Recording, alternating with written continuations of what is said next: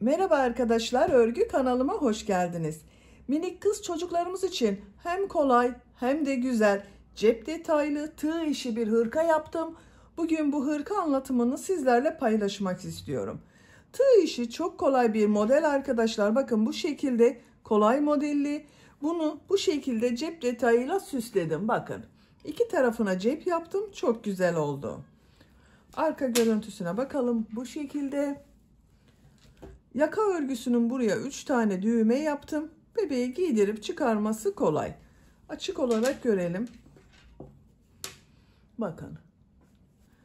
Hırkanın dediğim gibi örgüsü de çok kolay, kendisi de çok güzel oldu. Ben bugün bu şekilde cep yaptım. Siz tercihinize göre bu cepler yerine farklı cep modelleri uygulayabilirsiniz. Veya hiç cep yapmadan sade olarak da kullanabilirsiniz. Bu model hem kız hem erkek bebekler için uygun bir model arkadaşlar. Farklı renkler ile aynı modeli erkek bebekler için de yapabilirsiniz. Hırka örgüsüne yakadan zincir yaparak başlıyoruz. Ben bugün bu hırka anlatımını 6-12 ay arası bir bebek ölçüsüne göre yapıyorum. Ama siz bu hırkayı yeni doğan bebek için yapabilirsiniz. 3 aylık bebek için yapabilirsiniz. 1, 2, 3, 4, 5 her yaş çocuklarınız için yaparak kullanabilirsiniz. 0-1 yaş arası çocuklar için benimle aynı sayıda başlama zincirini yapabilirsiniz. Siz bu hırkayı yeni doğan bebek için yapacaksanız bu yaka arttırma sırasını 2 sıra önce bitirirseniz yeni doğan bebek için olur. 1 sıra önce bitirirseniz 3 aylık bebek için olur. Ben bugün 6-12 ay için anlatıyorum. Bu şekilde bir arttırma yaptım. Bu yaka arttırma sırasını 1 sıra fazla yaparsanız 1-2 yaş arası çocuklar için olur arkadaşlar. Bu hırkayı 2 yaşından büyük çocuklar için yapmak istiyorsanız bu yaka başlama zincir sayısını 8, 10, 12, 16 zincir fazla yaparak daha büyük çocuklarınız için yapabilirsiniz. Cep örgüsünün anlatımını videonun sonunda yapıyorum. Ona bakarak yapabilirsiniz. Ölçülerini videonun sonunda ölçüyorum. Tekrar ölçerek zaman geçirmek istemiyorum. Bu hırkayı takım olarak yapmak isterseniz kolay ve güzel tığ işi bir pantolon yaptım. Bakın bu şekilde. Bu pantolonda hem kız hem erkek bebekler için uygun bir model arkadaşlar. Bu pantolonun anlatımını da yaptım. YouTube kanalıma yükledim. Bu pantolondan yapmak isterseniz pantolonun olduğu YouTube linkini izlediğiniz bu hırka videosunun açıklama bölümüne ekliyorum. O linke tıklarsanız siz de bunun gibi güzel bir takım yapabilirsiniz. Biz bugün hırkayı yapacağız. Hırka örgüsünde iplik olarak pembe renk iplik kullandım ben. 100 gram iplik üzerinde 330 metre var. 2 adete yakın ip kullandım arkadaşlar. 2 adet iplik lazım. Ben bugün pembe renk ile kız bebek için yaptım. Siz tercihinize göre istediğiniz marka bebek ipliklerini ve renklerini kullanarak bu hırka örgüsünü yapabilirsiniz. Tığ olarak 5 numara 3 milimetre tığ kullandım. Elim çok sıkı değil. Benim örgülerim çok yumuşak oluyor. Sizin eliniz sıkıysa 3,5-4 milimetre tığları kullanırsanız daha güzel olur. Eliniz sıkıysa benimle aynı sayıda yaptığınız zaman sizin yaptığınız örgü hem çok sert olur hem de benim yaptığım ölçüden daha küçük bir ölçü elde edersiniz. İpliği tığ hazırlayalım. Hep birlikte bu güzel tığ işi hırka örgüsüne başlayalım. Örgü kanalıma abone değilseniz abone olmayı unutmayın lütfen. Örgü kanalıma abone olmak ücretsiz. Örgü kanalıma ücretsiz abone olup orada bulunan zil şeklini dokunarak açık yaparsanız kanalıma video yüklediğim zaman ilk önce size bildirim gelir. Örgülerimden herkesten önce sizin haberiniz olur. İzlediğiniz videolarıma beğeni ve yorumlarınızı yaparsanız çok sevinirim arkadaşlar. Hepinize kolay gelsin. İyi çalışmalar.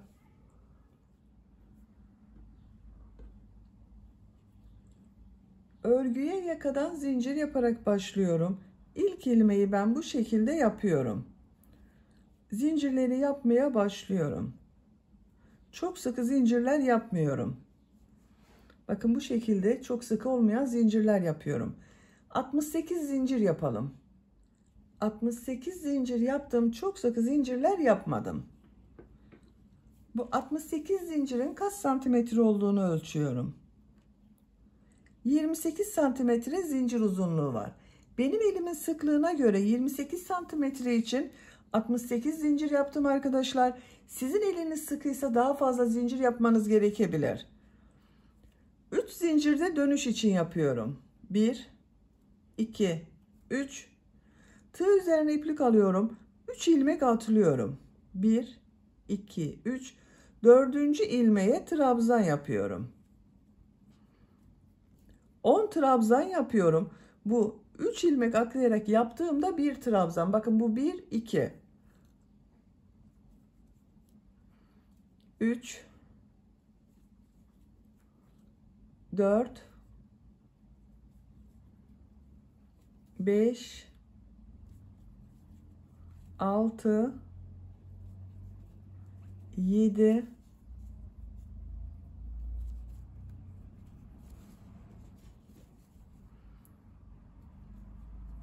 8,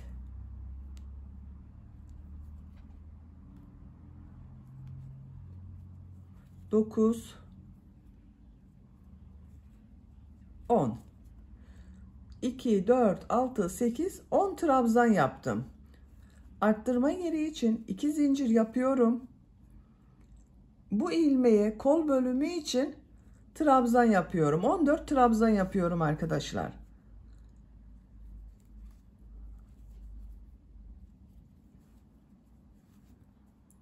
...14 trabzanı yapalım. Kol bölümü için 14 trabzan yaptım. 2, 4, 6, 8, 10, 12, 14. Arttırma yeri için 2 zincir yapıyorum. 20 trabzan yapıyorum.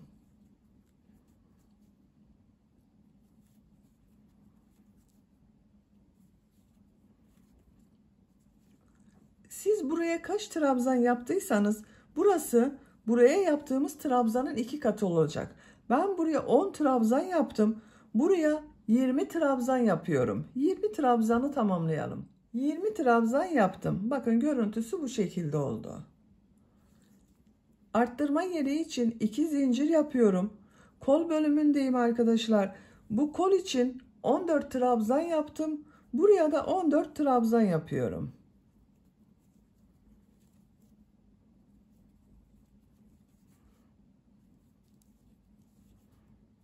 ...14 trabzanı tamamlayalım. Diğer kol bölümü için 14 trabzan yaptım. Arttırma yeri için 2 zincir yapıyorum. 10 trabzan yapıyorum.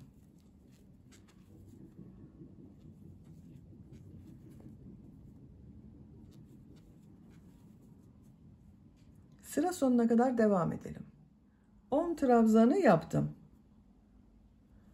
Bu sırada yaka ayrımlarını yaptık. Sıra başında ve sıra sonunda 10 trabzan yaptım. Kol bölümleri için 14 trabzan yaptım. Buraya da bunların ikisi toplamı olan 20 trabzan yaptım. İkinci sıradayım. Bir zincir yapıyorum. Örgüyü çeviriyorum. İlk ilmek üzerine trabzan yapıyorum. Diğer ilmeklere trabzan yaparak devam ediyorum. 10 trabzan yapıyoruz. Bu arttırma zincirine kadar devam edelim. Arttırma zincirine kadar 10 trabzan yaptım. Bu arttırma zinciri üzerine 2 trabzan, 2 zincir, 2 trabzan yapıyorum.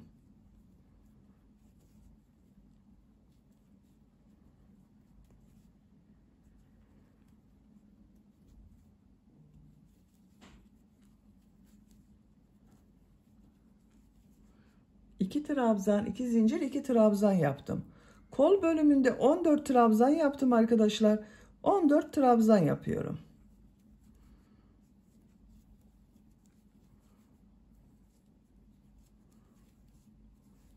Arttırma zincirine kadar devam edelim. Bu arttırma zincirine kadar trabzanlar yaptım. Bu 2 zincir üzerine 2 trabzan, 2 zincir, 2 trabzan yapıyorum. Arttırmaları 2 trabzan, 2 zincir, 2 trabzan şeklinde yapıyoruz. 2 trabzan, 2 zincir, 2 trabzan yaptım. Diğer ilmeklere trabzan yaparak devam ediyorum. 20 trabzan yaptım, 20 trabzan yapıyoruz.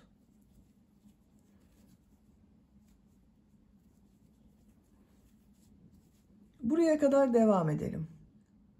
Arttırma zincirine kadar trabzanlar yaptım. Buraya 2 trabzan, 2 zincir, 2 trabzan yapıyorum.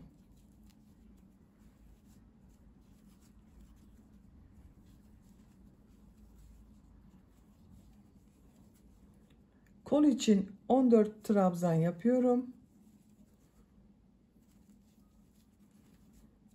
Buraya kadar devam edelim. Buraya kadar trabzan yaptım. Arttırma yerine 2 trabzan, 2 zincir, 2 trabzan yapıyorum.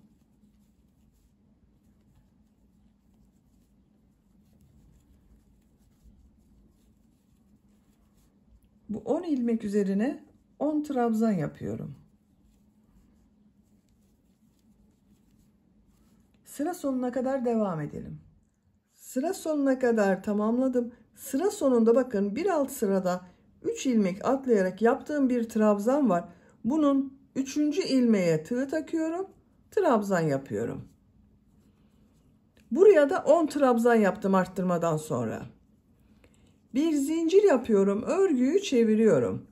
Bu sırada yine arttırma yapacağız. Bu arttırma yerlerinde bir trabzan, 2 zincir, bir trabzan şeklinde arttırma yapacağız.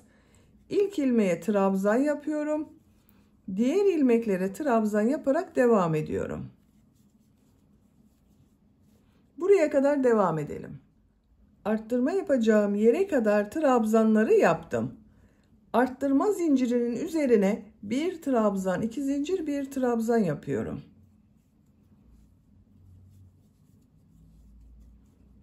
Diğer ilmeklere trabzan yaparak devam ediyorum.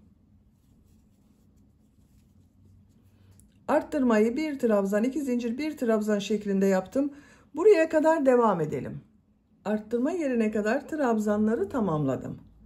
Buraya yine bir trabzan, 2 zincir, bir trabzan yapıyorum.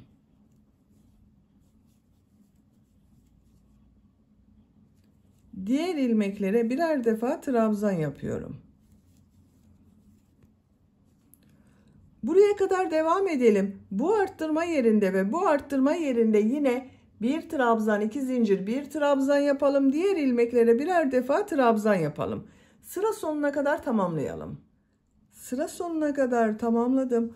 Bu sırada bakın bu arttırma yerlerinde bir trabzan, 2 zincir, bir trabzan yaptım. 4. sıradayım. Bir zincir yapıyorum. Örgüyü çeviriyorum. Bu sırada arttırmaları 2 trabzan, 2 zincir, 2 trabzan şeklinde yapıyoruz. İlk ilmek üzerine trabzan yapıyorum. Diğer ilmeklere trabzan yaparak devam ediyorum. Arttırma yerine kadar devam edelim. Arttırma yapacağım yere kadar trabzanları yaptım. Arttırma zincirinin üzerine 2 trabzan, 2 zincir, 2 trabzan yapıyorum.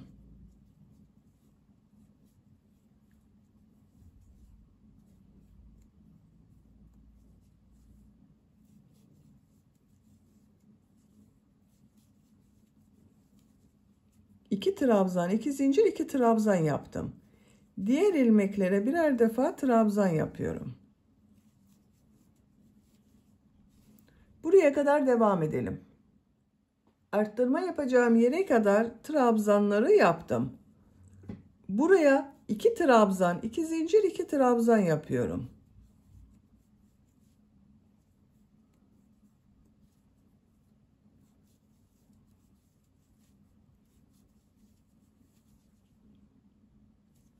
Diğer ilmeklere birer defa trabzan yapıyorum. Bakın bu sırada arttırmaları 2 trabzan, 2 zincir, 2 trabzan şeklinde yapıyoruz. Bu arttırma yerinde ve bu arttırma yerinde de 2 trabzan, 2 zincir, 2 trabzan yapalım. Diğer ilmeklere birer defa trabzan yapalım. Sıra sonuna kadar tamamlayalım. Sıra sonuna kadar tamamladım. Bakın arttırma yerlerinde 2 trabzan, 2 zincir, 2 trabzan yaptım. Diğer ilmeklere birer defa trabzan yaptım. 4. sırayı bitirdik. Yakanın görüntüsü bu şekilde oldu.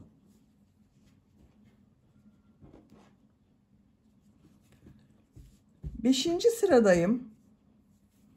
Bir zincir yapıyorum, örgüyü çeviriyorum. İlk ilmeğe trabzan yapıyorum. Diğer ilmeklere trabzan yaparak devam ediyorum. Arttırma yerine kadar devam edelim. Arttırma yapacağım yere kadar trabzan yaptım. Arttırma yerine bu sırada bir trabzan, 2 zincir, bir trabzan yapıyorum.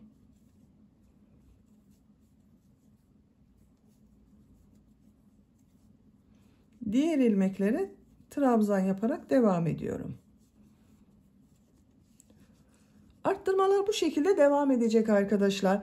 Bir sırada bir trabzan, 2 zincir, bir trabzan şeklinde arttırma yapıyoruz. Bir sonraki sırada 2 trabzan, 2 zincir, 2 trabzan yapıyoruz. Bakın 5. sıradayım. Bir trabzan, 2 zincir, bir trabzan şeklinde arttırma yaptım.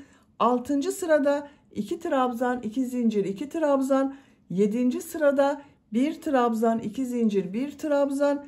8. sırada 2 trabzan, 2 zincir, 2 trabzan. 9. sırada yine bir trabzan, 2 zincir, bir trabzan şeklinde arttırmalar yapacağız. Yapacak olduğunuz çocuğun büyüklüğüne göre bu dönüşümlü olarak arttırmaları yaparak yakanın örgüsünü tamamlayalım. Roba örgüsünü arttırmalar yaparak 9 sıra tamamladım. Bir sırada 2 trabzan, 2 zincir, 2 trabzan yaptım. Bir sırada bir trabzan, 2 zincir, bir trabzan şeklinde arttırma yaptım.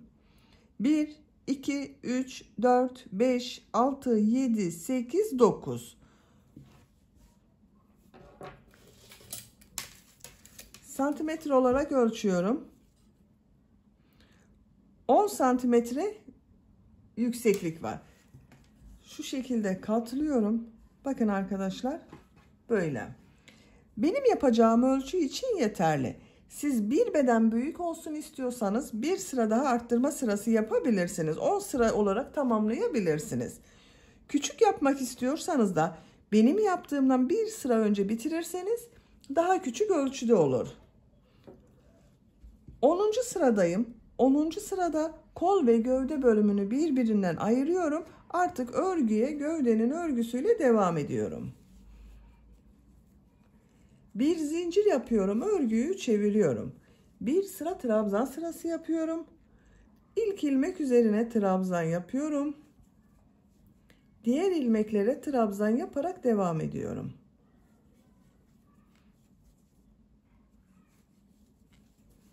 Buraya kadar devam edelim.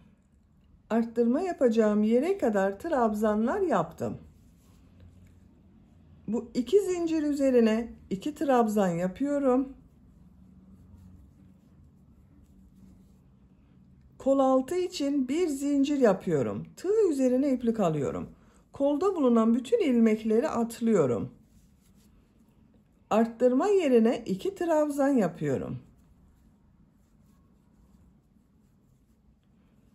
Diğer ilmeklere trabzan yaparak devam ediyorum. Bakın, kol bölümünü ayırdım. Ön ve arka bölümü birleştirdim. Buraya kadar devam edelim. Arttırma zincirine kadar trabzanları yaptım. Buraya 2 trabzan yapıyorum.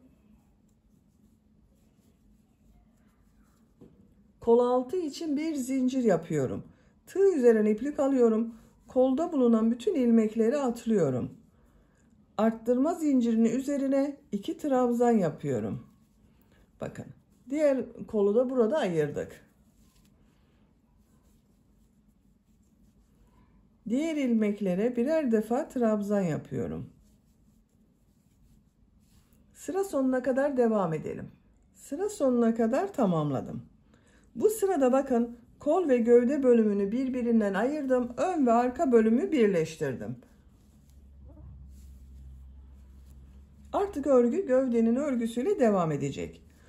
Bu sırada model yerleştirmeye başlıyorum. Bir zincir yapıyorum. Örgüyü çeviriyorum. İlk ilmeğe trabzan yapıyorum. Tığ üzerine iplik alıyorum. İkinci ilmeğe 2 trabzan yapıyorum.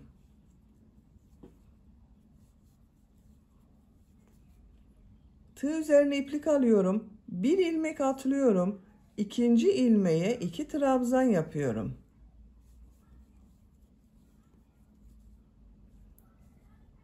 Bir ilmek atlıyorum, 2 trabzan yapıyorum. Aynı ilmeğe 2 trabzan yapıyoruz. Bir ilmek atlıyorum, 2 trabzan yapıyorum. Çok kolay arkadaşlar model. Bu şekilde sıra sonuna kadar devam edelim. Sıra sonuna kadar tamamladım. Son ilmeğe bir trabzan yapıyorum. Bu sırada bir ilmeğe 2 trabzan yaptık. Bir ilmek atladık. Bir ilmeğe 2 trabzan yaptık. Model bu arkadaşlar. Bir zincir yapıyorum. Örgüyü çeviriyorum. İlk ilmek üzerine trabzan yapıyorum. Tığ üzerine iplik alıyorum. Bu sırada bu 2 trabzan ortasına, bakın model yaptığımız 2 trabzan var. Bunun ortasına 2 trabzan yapıyorum. Tığ üzerine iplik alıyorum. Bu 2 trabzanın ortasına 2 trabzan yapıyorum.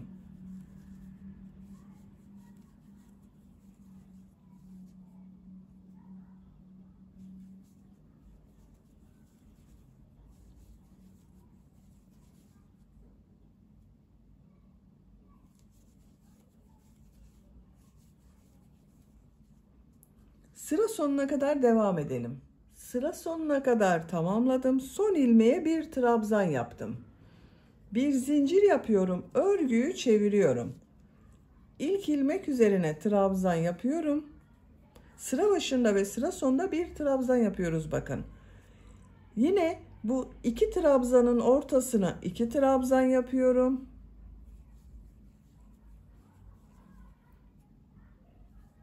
Model gördüğünüz gibi çok kolay.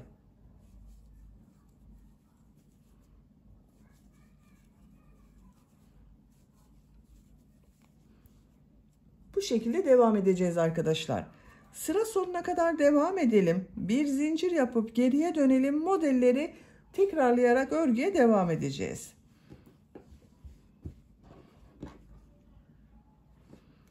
Yapacak olduğunuz çocuğun büyüklüğüne ve tercihinize göre bu model sırasını istediğiniz kadar tekrarlayarak gövdenin örgüsünü tamamlayalım. Gövde örgüsünü 18 model sırası yaptım. 1, 2, 3, 4, 5, 6, 7, 8, 9, 10, 11, 12, 13, 14, 15, 16, 17, 18. Santimetre olarak ölçüyorum.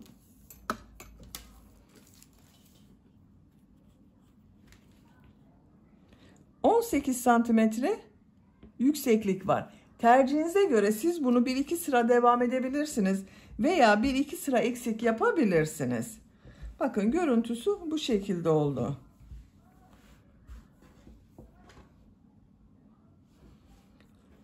Son sırada bakın ipliği burada kestim.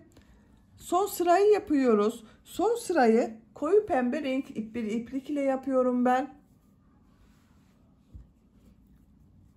Bu son ilmekten ipliği bağlıyorum. Sizin burada da bitmiş olabilir. Hiç fark etmez arkadaşlar.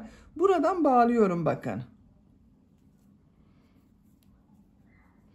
İlmek yapıyorum. Sağlamlaştırdım. Bu ilk ilmek üzerine bir sık iğne, 2 zincir, bir sık iğne yapıyorum. Bir ilmek atlıyorum. İkinci ilmeğe bir sık iğne, 2 zincir, bir sık iğne yapıyorum. Bir ilmek atlıyorum. Bir sık iğne, 2 zincir, bir sık iğne yapıyorum. İplik ucunda bakın içinde tutuyorum. Bu şekilde model yapıyoruz. Sıra sonuna kadar devam edelim. Sıra sonuna kadar pıtırcık modellerini yaptım. Bakın görüntüsü böyle oldu. Ön patlardayım. Ön patta da pıtırcık modeli yapıyorum. Bakın bu ilk ilmeğe bir sık iğne, 2 zincir, bir sık iğne yapıyorum. Bir ilmek atlıyorum, bir sık iğne, 2 zincir, bir sık iğne yapıyorum. Trabzan boşluğunu atlıyorum. bir sık iğne, 2 zincir, bir sık iğne yapıyorum. Bu ilmeğe de bir sık iğne, 2 zincir, bir sık iğne yapıyorum. Trabzan boşluğunu atlıyorum. Bir sık iğne, 2 zincir, bir sık iğne yapıyorum. Bu ön patta bu yakanın buraya ben düğme iliği yapmak istiyorum. Onun için bakın bu kol ayrımı yaptığım bu sıra var. Buraya kadar pıtırcık modelleri yaparak devam edelim. Pıtırcık modelleri yaparak buraya kadar tamamladım. Bakın kol ayrımını yaptığım sıradayım. Görüntüsü böyle oldu. Buraya 3 tane düğme iliği yapmak istiyorum. İşaretleri yapalım. Birisini bakın bu kol ayrımı yaptığım sıraya yapıyorum. İkincisini yaka başlangıcına buraya yapıyorum. Üçüncüsünde ikisinin ortasına. Bakın şu şekilde katladım. Ortaya gelen yere üçüncü düğmeyi yapıyorum. Yerlerini işaretledik. Siz isterseniz 4 veya 5 düğme yapabilirsiniz. Onun için bakın birisini buraya, birisini buraya yapabilirsiniz. İşareti çıkarıyorum. Bakın ilk işareti. En son pıtırcık modeli yaptım.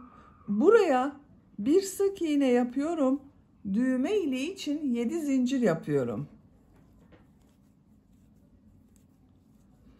Aynı ilmeğe sık iğne yapıyorum. İlk düğme iliğini yaptım. Bu ilmeğe bir sık iğne, 2 zincir, bir sık iğne yapıyorum. Trabzan boşluğunu atlıyorum. Bir sık iğne, 2 zincir, bir sık iğne yapıyorum. Bir sık iğne, 2 zincir, bir sık iğne yapıyorum. Bakın ikinci düğme iliğinde buraya yapıyorum. Buraya 1, 2, 3 pıtırcık modeli yaptım.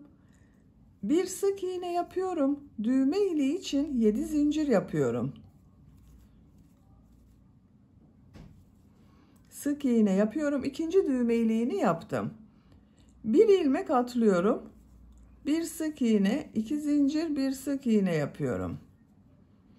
Bir ilmek atlıyorum. Bir sık iğne, 2 zincir, bir sık iğne yapıyorum. Trabzan boşluğunu atlıyorum. Bir sık iğne, 2 zincir, bir sık iğne yapıyorum. Bakın bu iki düğme iliği arasına 3 pıtırcık yaptım. Buraya da 3 pıtırcık modeli yaptım. Üçüncü düğme iliğini bu yaka başlangıcına yapıyorum.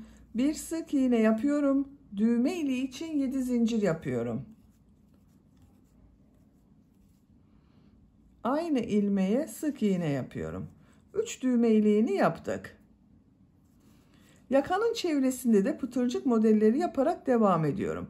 Bu ilk ilmeğe bir sık iğne, 2 zincir, bir sık iğne yapıyorum. Bir ilmek atlıyorum. Bir sık iğne, 2 zincir, bir sık iğne yapıyorum. Bir ilmek atlıyorum. Bir sık iğne, 2 zincir, bir sık iğne yapıyorum. Bakın bu şekilde. Yaka çevresinde pıtırcık modelleri yapalım. Diğer ön patta da burada yaptığımız gibi pıtırcık modelleri yapacağız. Buraya kadar tamamlayalım. Pıtırcık modelleri yaparak buraya kadar tamamladım. Bakın yaka çevresinde pıtırcık modelleri yaptım. Diğer ön patta da devam ettim. En son modeli bu ilk yaptığım bir ilmek var. Bununla ilmek kaydırma yaparak bitiriyorum. İpliği kesiyorum.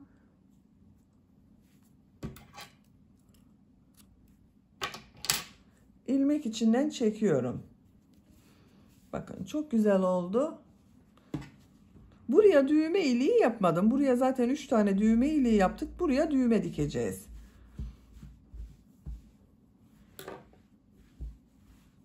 Bakın arkadaşlar gövde bölümü çok güzel oldu. Şimdi kol örgüsünü yapalım.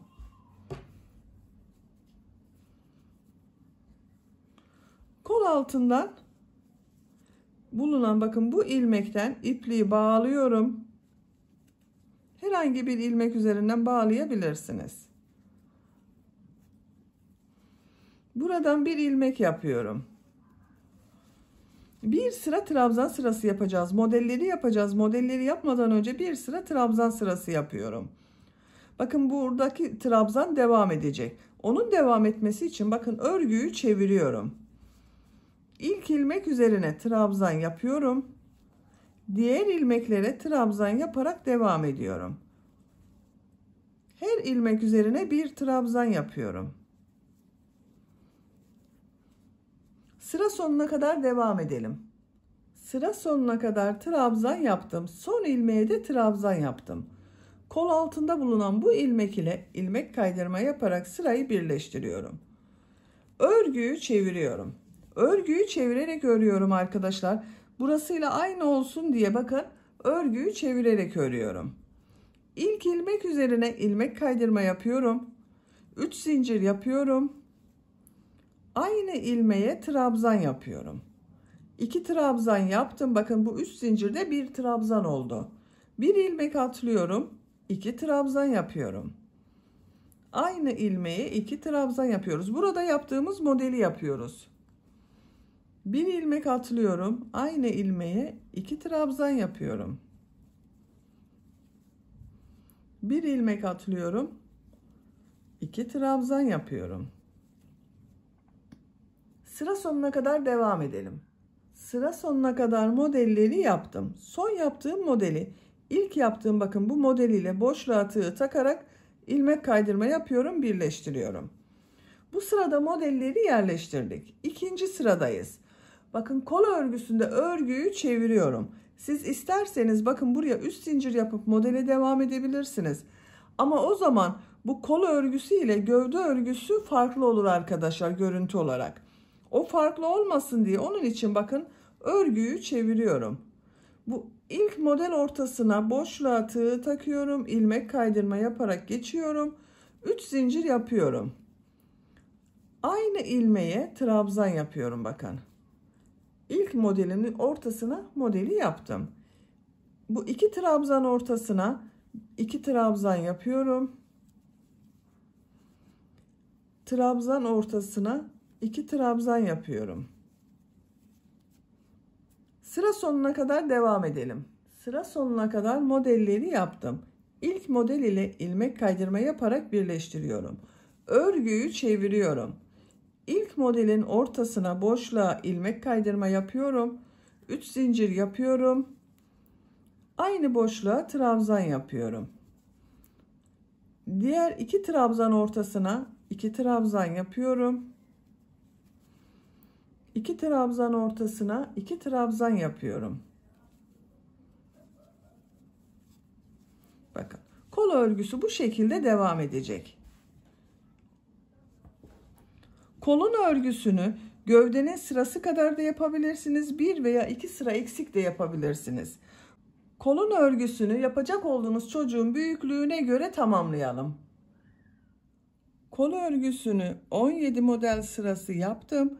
1, 2, 3, 4, 5, 6, 7, 8, 9, 10, 11, 12, 13, 14, 15, 16, 17. Gövde bölümünü 18 model sırası yaptım. Kol bölümünü gövde bölümünden bir sıra eksik yaptım. 17 sıra yaptım. Şu şekilde bakın görüntüsü böyle. Santimetre olarak ölçüyorum. 16 santimetre kol altı yüksekliği var. Benim tercihime göre bu yeterli arkadaşlar. Siz isterseniz 1-2 sıra modellere devam edebilirsiniz. Diğer kol örgüsünü ben yaptım. Bakın bu şekilde bitirdim. Kol ucunu bu şekilde yaptım. Şimdi bu kol ucunu sizinle birlikte yapalım. Bakın en son ilmek kaydırma yaparak sırayı birleştirdim. Bir zincir yapıyorum. İlk ilmeğe sık iğne yapıyorum. Bir ilmek atlıyorum. 3 ilmeğe sık iğne yapıyorum.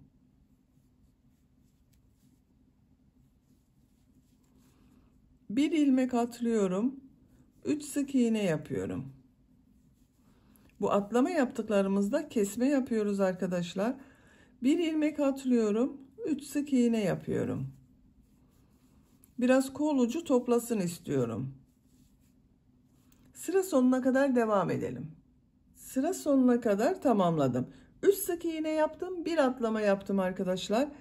Son ilmeği ilk yaptığım ilmek ile ilmek kaydırma yaparak birleştiriyorum. İpliği kesiyorum.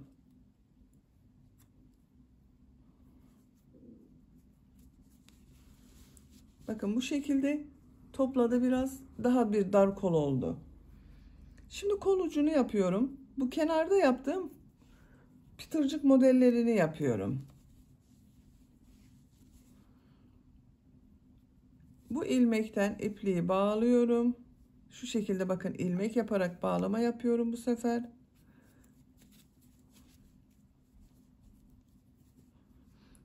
İlk ilmeğe bir sık iğne, 2 zincir, bir sık iğne yapıyorum. Bir ilmek atlıyorum. Bir sık iğne, 2 zincir, bir sık iğne yapıyorum. Bir ilmek atlıyorum. Bir sık iğne, 2 zincir, bir sık iğne yapıyorum. Sıra sonuna kadar devam edelim. Sıra sonuna kadar pıtırcık modelini yaptım. Bu ilmek ile ilmek kaydırma yaparak birleştiriyorum. İpliği kesiyorum.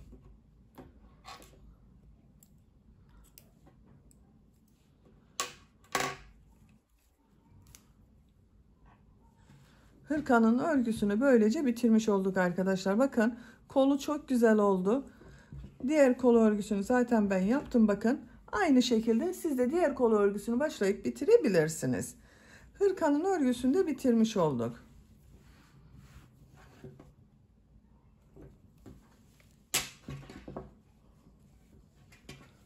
Bakın çok güzel. Hırkamız bu şekilde kullanıma hazır. Ama ben bu hırka örgüsünün buraya iki tarafına cep yapmak istiyorum. Çok kolay modelle bir motif çalıştım.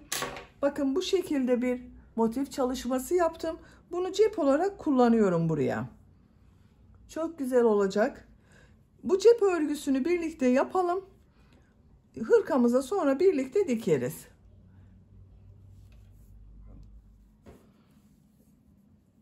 İlk önce sihirli halka yapıyorum.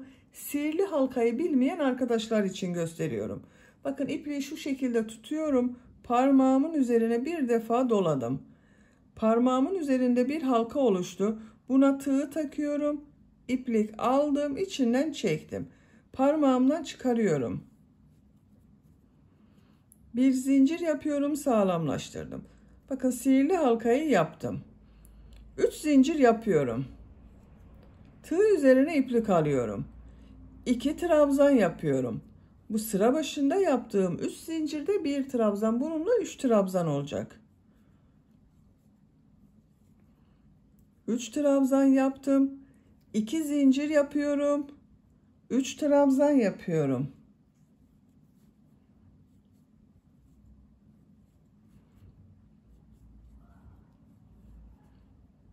İki zincir yapıyorum. 3 trabzan yapıyorum.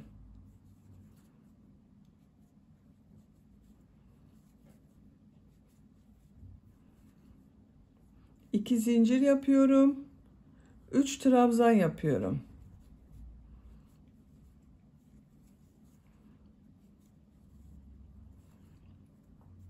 Sihirli halka içine bakın, üçlü trabzandan oluşan 1, 2, 3, 4 grup yaptım.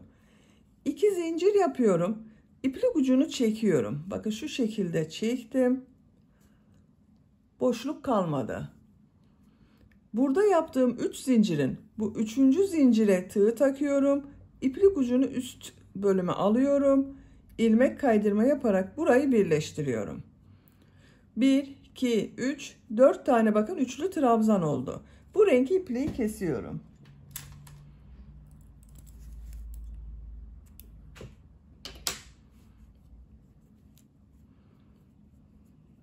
Bakın orta bölümü hazırladık.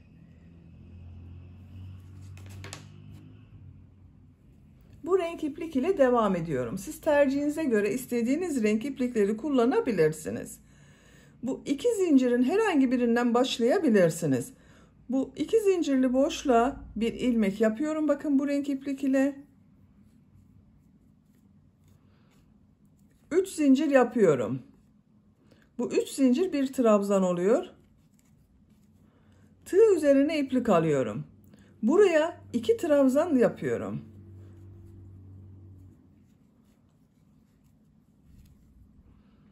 Bakın 3 zincirle birlikte 1, 2, 3 oldu.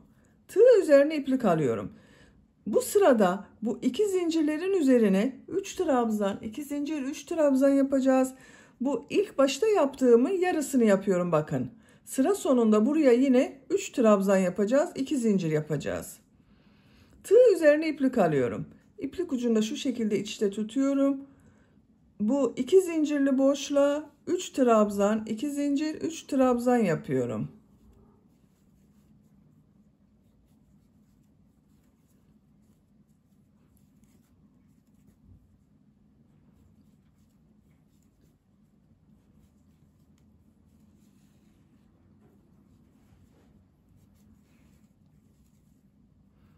Tığ üzerine iplik alıyorum. Bu 2 zincirli boşluğa 3 trabzan, 2 zincir, 3 trabzan yapıyorum.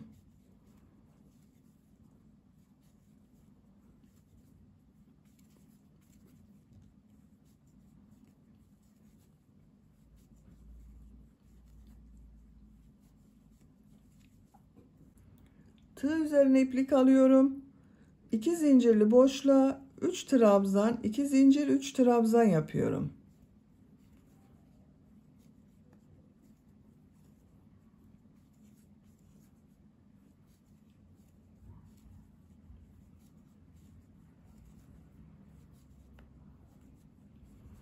Üç trabzan, 2 zincir, 3 trabzan yaptım. Tığ üzerine iplik alıyorum. Sıra başında bakın 2 zincir üzerine 3 trabzan yaptım. Aynı boşluğa 3 trabzan yapıyorum.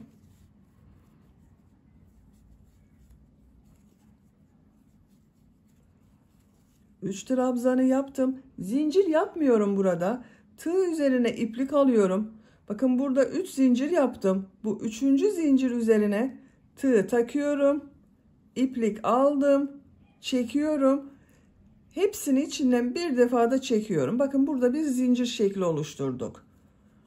1, 2, 3, 4 tane üçlü gruptan oluşan bakın grup yaptık arkadaşlar. Bu ipliği kesiyorum.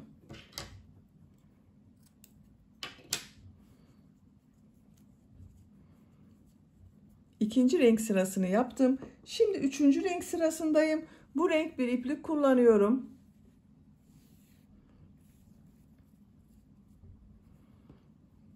Yine herhangi bir 2 zincirli boşluktan başlayabilirsiniz. Bakın buradan başlayalım bunu da.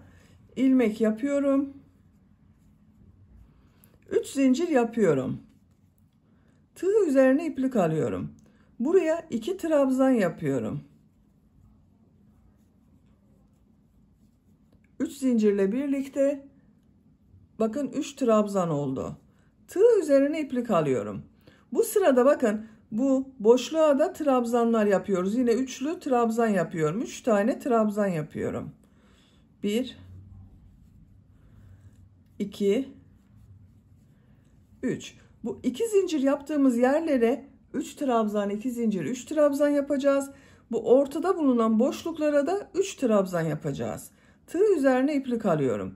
Bakın iplik ucunda içinde tutuyorum. Buraya 3 trabzan, 2 zincir, 3 trabzan yapıyorum.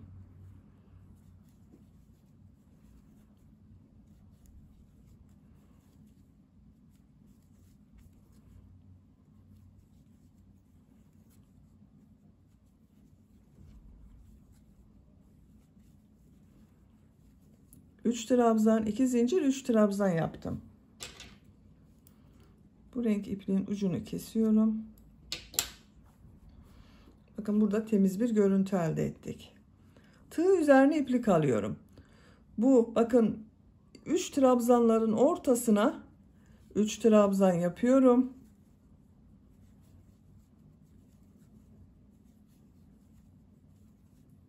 Tığ üzerine iplik alıyorum. Bu 2 zincirli boşluğa 3 trabzan, 2 zincir, 3 trabzan yapıyorum.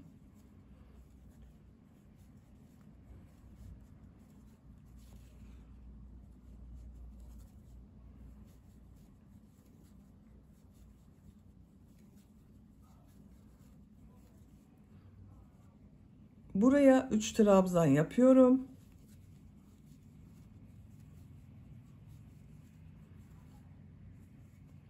İki zincirli boşluğa 3 trabzan, 2 zincir, 3 trabzan yapıyorum.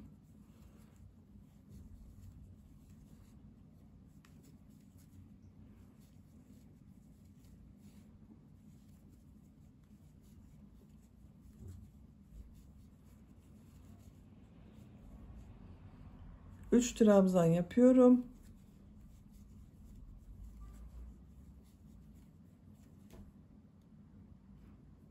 Tığ üzerine iplik alıyorum. İlk başladığım bakın bu üçlü grubun yanına 3 tane trabzan yapıyorum.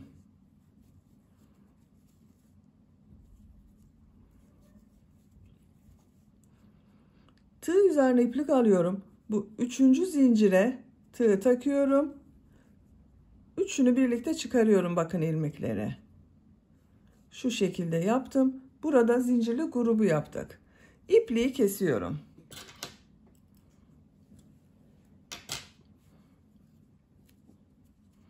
Bakın arkadaşlar bu şekilde oldu. Dördüncü sıradayım. Dördüncü sırada yine krem renkli iplik ile devam ediyorum.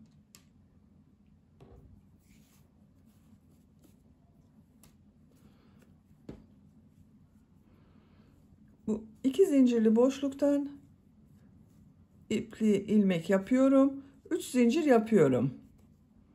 Tığ üzerine iplik alıyorum. 2 trabzan yapıyorum.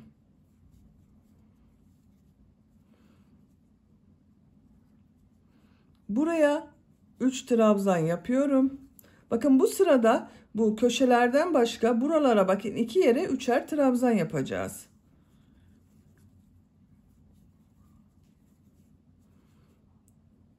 Diğer boşluğa da 3 trabzan yapıyorum.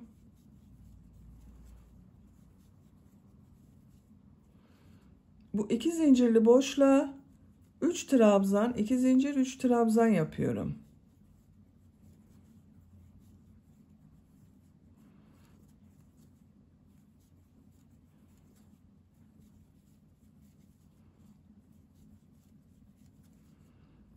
Üç trabzan yapıyorum.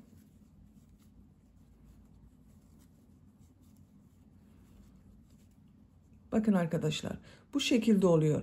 Köşelere 3 trabzan, 2 zincir, 3 trabzan yapıyoruz.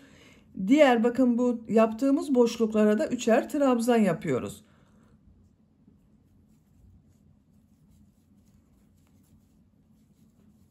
Biraz hızlı yapıyorum. Köşeye bakın 3 trabzan, 2 zincir, 3 trabzan yapıyorum.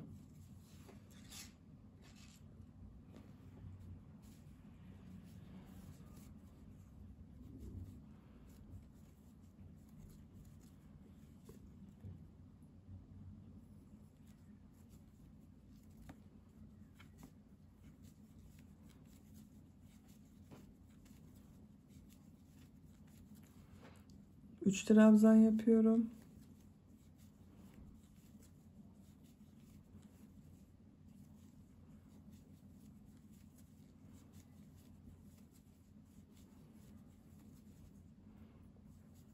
Üç trabzan, 2 zincir, 3 trabzan yapıyorum.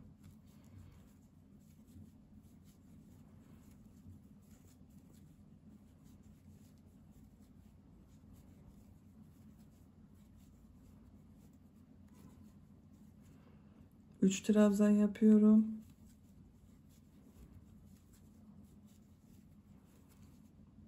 Üç trabzan yapıyorum.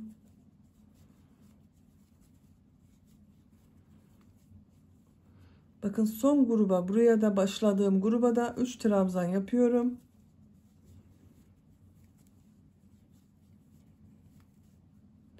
Tığ üzerine iplik alıyorum. Üçüncü zincire tığ takıyorum. Yarım trabzan şeklinde yaparak bakın 3 ilmekten çekerek bitiriyorum. İpliği kesmiyorum arkadaşlar. Şimdi bunun çevresinden sık iğneler yapıyorum. Bakın görüntüsü böyle oldu. Sık iğne yapıyorum. İlmekler üzerine sık iğne yapıyorum. Her ilmek üzerine bir sık iğne yapıyorum.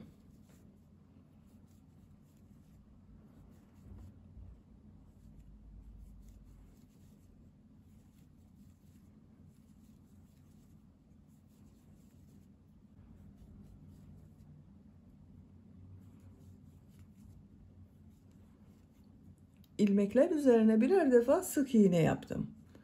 2 zincirli boşluğa 3 sık iğne yapıyorum. 1 2 3. Diğer ilmeklere birer defa sık iğne yapıyorum.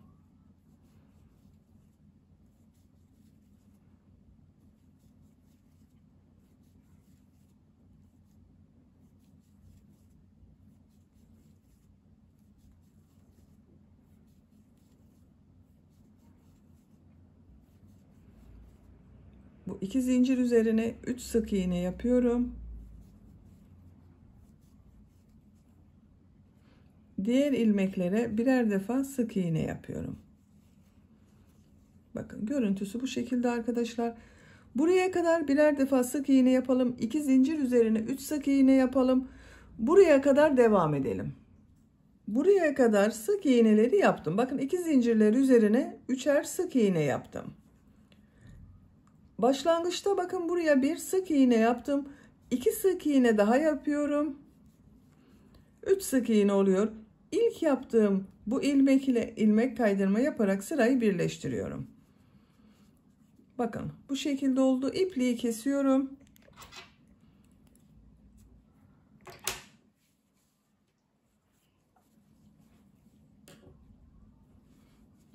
Motifin örgüsünü bitirdik.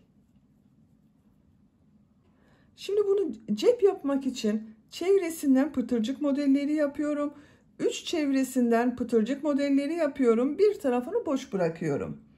Bu renk iplik ile pıtırcık modelleri yapıyorum. Siz istediğiniz renkleri kullanabilirsiniz. Bakın buradan herhangi bir yerden başlayabilirsiniz. Köşeden arkadaşlar. 3 sık iğne yaptım bu zincirler üzerine. Ortada bulunan ilmeğe tığ takıyorum. Pembe renkli iplik ile ilmek yapıyorum. Bir zincir yaptım, sağlamlaştırdım. Bakın bu ilmek üzerine bir sık iğne, 2 zincir, bir sık iğne yapıyorum. Pıtırcık modeli yapıyorum. Bir ilmek atlıyorum. İkinci ilmeğe bir sık iğne, 2 zincir, bir sık iğne yapıyorum. Bir ilmek atlıyorum. Bir sık iğne, 2 zincir, bir sık iğne yapıyorum. Bir ilmek atlıyorum. Bir sık iğne, 2 zincir, bir sık iğne yapıyorum. Bakın bu şekilde oluyor. Devam edelim. Buraya kadar tamamlayalım. Cep örgüsünün 3 tarafından pıtırcık modelleri yaptım. Bir tarafı bakın boş bıraktım. Burası açık kalacak. Buralardan dikeceğiz arkadaşlar. Bu aynı cepten bir tane daha yapalım. 2 cep dikeceğiz. Bakın bu şekilde ben diğer cep örgüsünde hazırladım. Aynı ölçüde oldular. Şimdi bunu hırkamıza dikelim. Bakın hırkamız burada. Şu şekilde yerleştirmesini yapıyorum. Bakın çok güzel olacak.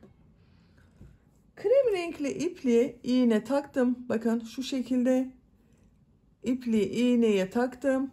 Ucuna bir defa düğüm yapıyorum.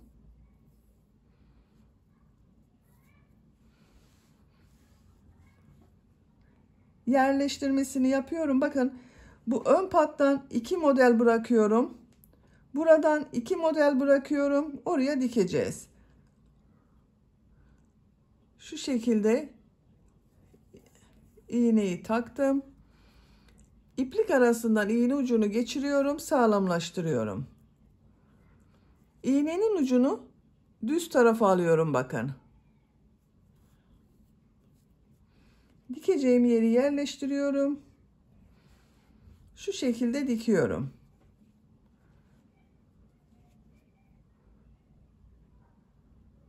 Krem renkli olan yerden dikiyoruz. İplik görünmüyor.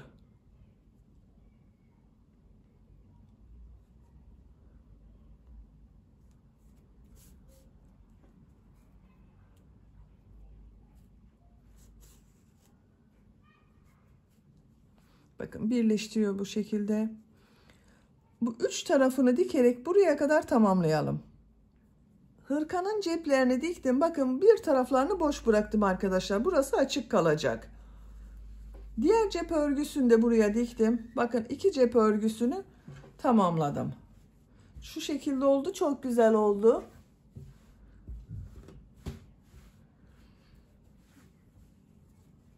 Düğmelerini açalım.